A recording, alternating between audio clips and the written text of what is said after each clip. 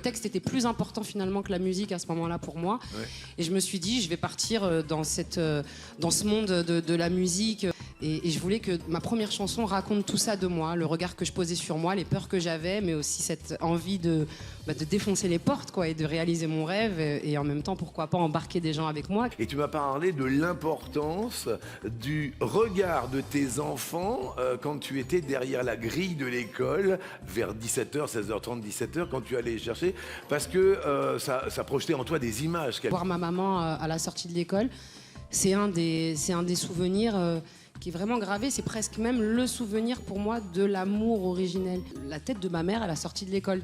Je la cherchais comme si un jour quelqu'un d'autre pouvait venir me chercher, évidemment ça pouvait être qu'elle.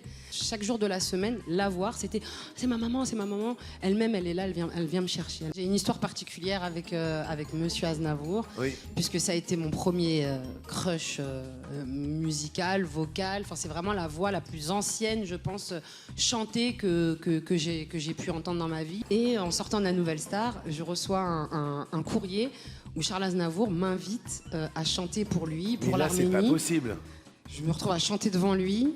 Et puis quelques jours après, je reçois un autre coup de fil. Et c'est Charles Aznavour qui me parle en direct dans mon oreille et me propose de m'écrire une chanson qui est « Je reste seule ».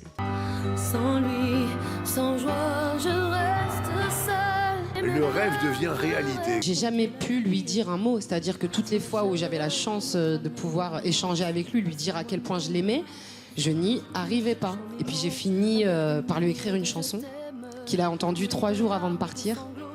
Dans cette chanson, grâce aux mots d'Élodie M et les notes de David Gattegno, je lui ai témoigné mon amour, ce que je ressens pour lui. Elle s'appelle Charles, la chanson.